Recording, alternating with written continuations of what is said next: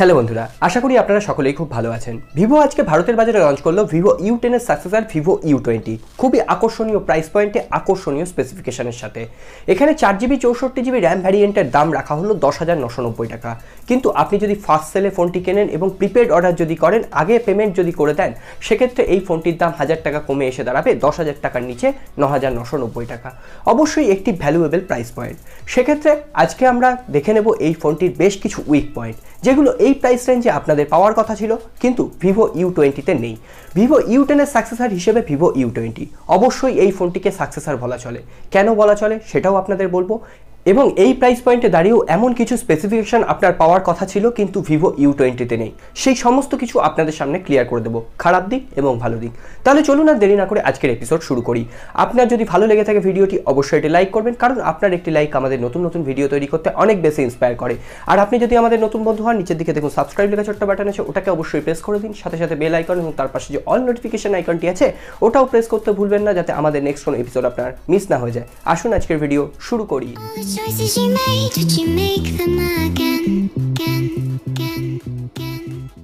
প্রথমেই আমরা কথা বলবো এই ফোনটির ডিসপ্লে, ডিজাইন এবং বিল্ড কোয়ালিটি নিয়ে। ফোনটিতে থাকছে 6.53 inch full HD plus dewdrop notch display, এবং এর স্ক্রিন টু বডি রেশিও 90%-এর অ্যাবাভ, এবং যে ডিসপ্লে বেজেলগুলো সেগুলোও খুব পাতলা হওয়ায় ফোনটিকে কিন্তু আরও আকর্ষণীয় দেখতে করে তুলেছে। ডিসপ্লের দিক থেকে কোনো রকম প্রবলেম কিন্তু এখানে আমি খুঁজে পাইনি। তবে ডিসপ্লে প্রোটেকশনের ক্ষেত্রে এখানে কিন্তু কোনো রকম কর্নিং গরিলা গ্লাস 5-এর প্রোটেকশন নেই। এখানে একটি পান্ডার গ্লাস প্রোটেকশন আছে। আমরা কর্নিং গরিলা গ্লাসকে যেভাবে চোখ বন্ধ করে ভরসা করতে পারি, পান্ডা গ্লাস প্রোটেকশনকে কিন্তু সেভাবে পারি না। অর্থাৎ এটাকে আপনি উইক পয়েন্ট হিসেবে ধরে নিতে পারেন। এখানে কোনো রকম ডিসপ্লে প্রোটেকশন নেই, অন্তত গরিলা গ্লাসের নেই, পান্ডার গ্লাস প্রোটেকশন আছে।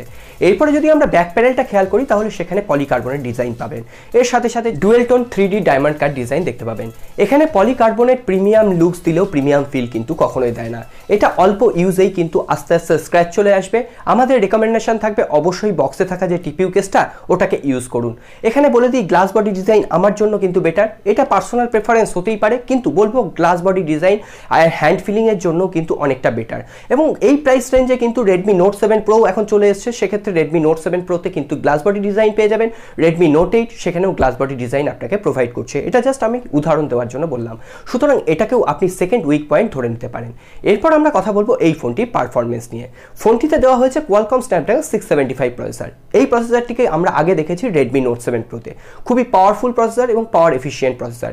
এখানে পাবজি বা অ্যাসফল্টের মতো গেম হায়ার গ্রাফিক্স সেটিংসে খেলুন, একটু আধটু ল্যাগ করলেও কোনো রকম প্রবলেম হবে না, আপনি খেলতে পারবেন। নর্মাল গ্রাফিক্স সেটিংসে একদম মাখনের মতো চলবে, সে বিষয়ে কোনো রকম প্রবলেম নেই। এছাড়াও যে ডেলি লাইফে অ্যাপ্লিকেশনগুলো ইউজ করেন সেগুলোও আপনি অনায়াসে ইউজ করতে পারবেন, তাতেও কোনো রকম অসুবিধা নেই। এছাড়াও এখানে কিন্তু ফান টাচ ওএস এর কাস্টমাইজেশন থাকছে। তো ফান টাচ নিয়ে আমার এখনও কিছু প্রবলেম আছে। এটাকে অনেকটা iOS এর কপি বলে মনে হয়। এখানে ওই নিচ থেকে নোটিফিকেশন প্যানেল, এইগুলো আমার কিন্তু খুব একটা ভালো লাগে না। তবে আপনি যদি এই ফোনটি ইউজ করতে থাকেন, আস্তে আস্তে অভ্যস্ত হয়ে গেলে এর কাস্টমাইজেশনের সাথে আপনার কিন্তু পরবর্তীতে আর কোনো রকম অসুবিধা হবে না। এছাড়াও ফান টাচ ওএস এ বেশ কিছু কাস্টমাইজেশন আছে, বেশ কিছু নতুন ফিচার্স আছে, গেমিং মোড আছে, যেগুলো কিন্তু খুবই এক্সাইটিং। এছাড়াও ফোনটি আসছে লেটেস্ট অ্যান্ড্রয়েড 9.0 পায়ের সাথে, এবং অ্যান্ড্রয়েড 10 এর আপডেটও কিন্তু ফোনটিতে আসবে, সেই বিষয়ে কিন্তু কোনো রকম প্রবলেম নেই। এই ফোনটি দুটো উইক পয়েন্ট আমি বলেছি, এবার দুটো ভালো পয়েন্ট এখানে বলে দিই।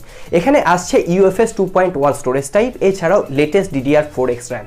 সুতরাং এই ফোনটিতে পারফরমেন্সের দিক থেকে কোনো রকম কমপ্লেন করার জায়গা নেই। রেডমি নোট 7 প্রো এর থেকেও কিন্তু বেশ কিছুটা বেটার পারফরমেন্স আপনি আশা করতে পারেন, কারণ রেডমি নোট 7 প্রোতে কিন্তু eMMC স্টোরেজ টাইপ ইউজ করা হয়েছিল, এখানে UFS 2.1 স্টোরেজ টাইপ ইউজ করা হচ্ছে। তো সেক্ষেত্রে পারফরমেন্স, রিড রাইট স্পিড এটা কিন্তু অবশ্যই এই ফোনটিতে বেশি হবে, সেই বিষয়ে কোনো রকম কমপ্লেন করার জায়গা নেই। এরপরে আমরা কথা বলবো আরও একটি দুর্বল পয়েন্ট নিয়ে। ফোনটিতে কোনো রকম এলইডি নোটিফিকেশন লাইট নেই। এছাড়াও যেহেতু অ্যামোলেড স্ক্রিন নেই, অলওয়েজ অন ডিসপ্লে দিয়েও কিন্তু আপনি এই কাজটা চালিয়ে নিতে পারবেন না। আপনি যদি নোটিফিকেশন লাইট প্রয়োজন হয়, তাহলে কিন্তু এই ফোনটি আপনার জন্য নয়। আমি যেমন মেনলি নোটিফিকেশন লাইটটাকে বেশি প্রেফার করি, এটাও কিন্তু পার্সোনাল প্রেফারেন্স, আপনি উইক পয়েন্ট ধরতেও পারেন, আবার নাও ধরতে পারেন। এরপর আমরা আরও একটি উইক পয়েন্ট নিয়ে কথা বলবো। ফোনটিতে 18 ওয়াট ফাস্ট চার্জার সাপোর্ট দেওয়া হয়েছে, 5000 mAh ব্যাটারি দেওয়া হয়েছে, অবশ্যই ভালো কথা। এই ব্যাপারে কিন্তু ভিভোকে প্রশংসা না করে কোনো রকম উপায় নেই। কিন্তু 2019 সালের একদম শেষকালে এসে দাঁড়িয়ে এখানে দেওয়া হচ্ছে নর্মাল USB চার্জিং পোর্ট, যেটা 2019 সালের শেষে দাঁড়িয়ে কোনোভাবেই মেনে নেওয়া যায় না। যেখানে অলরেডি এর থেকে কম প্রাইস পয়েন্টে রেডমি করে দেখিয়ে দিয়েছে, নোকিয়ার মতো কোম্পানি যেখানে করে দেখিয়ে দিয়েছে, স্যামসাংয়ের মতো কোম্পানি যেখানে করে দেখিয়ে দিয়েছে, ভিভোর কিন্তু অবশ্যই উচিত ছিল এখানে টাইপ সি পোর্ট প্রোভাইড করা। আর যেখানে আস্তে আস্তে টেকনোলজি এগোচ্ছে অবশ্যই কিন্তু এটা দরকার ছিল আমাদের প্রত্যেকটি ফোনে টাইপ সি পোর্ট, সেটা কিন্তু এখানে হয়নি। এটা কিন্তু একটি ঘোরথর দুর্বল পয়েন্ট হিসেবে আপনি ধরতে পারেন। এখানে কোনো রকম ফ্ল্যাশ প্রুফ ডিজাইন দেওয়া হয়নি, অর্থাৎ হালকা ফুলকা জল লাগলেও কিন্তু ফোনটি আপনার প্রোটেক্ট থাকবে না। যেখানে আপনি রিয়েলমি 5S, রেডমি নোট 8 এই সমস্ত ফোনে, এমনকি রেডমি নোট 7 প্রো এই সমস্ত ফোনে কিন্তু ফ্ল্যাশ প্রুফ ডিজাইন পেয়ে যাবেন। এটাকেও আপনি কিন্তু উইক পয়েন্ট হিসেবে ধরতে পারেন। আমরা শুধুমাত্র টেনে টেনে ফোনটির খুঁত খুঁজে বার করছি, আমাদের কোনো ইন্টেনশন নেই ফোনটির খুঁত খুঁজে বার করে।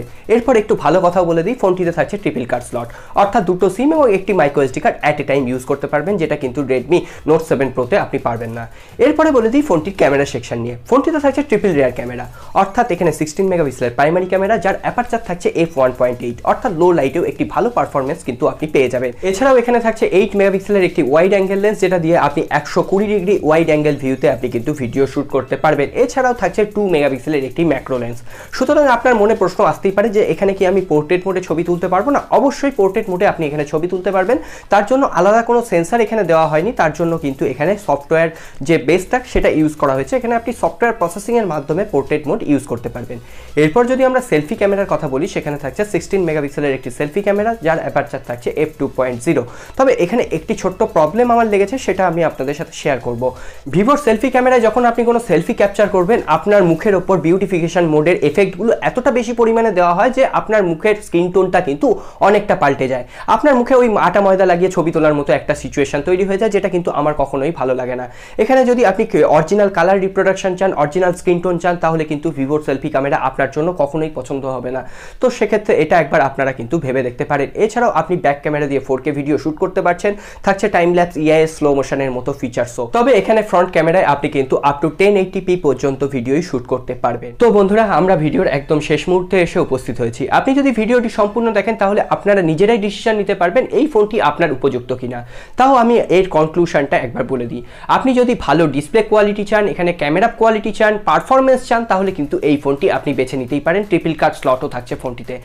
তবে এর পাশাপাশি এই ফোনটি নিলেও কয়েকটি ব্যাপারে কিন্তু আপনাকে কম্প্রোমাইজ করতে হতে পারে। যেমন এখানে কোনো রকম গ্লাস বডি ডিজাইন নেই, কর্নিং গরিলা গ্লাস 5 এর প্রোটেকশন নেই, টাইপ সি পোর্ট নেই, এলইডি নোটিফিকেশন লাইট নেই, এছাড়াও 48 বা 64 মেগাপিক্সেলের কোনো ক্যামেরা নেই, ডেপথ মোড ক্রিয়েট করার জন্য আলাদা কোনো সেন্সার নেই। অর্থাৎ এখানে আপনি 3টে ক্যামেরা পাচ্ছেন, 4টে ক্যামেরা নয়।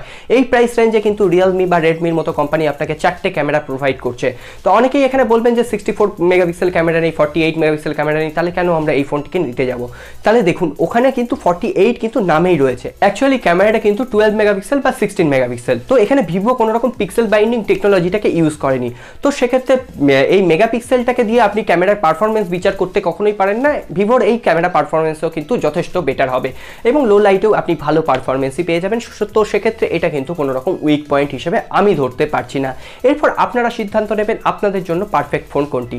আশা করি আপনাদের সমস্ত ডাউট আমরা ক্লিয়ার করতে পেরেছি। এরপরও যদি কোনো কোশ্চেন, কমেন্ট বক্স আপনাদের জন্য সবসময় খোলা আছে, আপনারা কমেন্ট করলেই আমি রিপ্লাই দিয়ে হেল্প করার চেষ্টা করব। আর ভিডিওটি যদি ভালো লেগে থাকে অবশ্যই এটি লাইক করবেন, কারণ আপনার একটি লাইক আমাদের নতুন নতুন ভিডিও তৈরি করতে অনেক বেশি ইন্সপায়ার করে। আর আপনি যদি আমাদের নতুন বন্ধু হন, নিচের দিকে দেখুন সাবস্ক্রাইব লেখা ছোট্ট বাটন আছে, ওটাকে অবশ্যই প্রেস করুন। তার পাশে যে অল নোটিফিকেশন আইকনটি আছে ওটাও প্রেস করতে ভুলবেন না, যাতে আমাদের নেক্সট কোনো এপিসোড আপনার মিস না হয়ে যায়। দেখা হবে আগামী পর্বে। খুব ভালো থাকবেন। নমস্কার।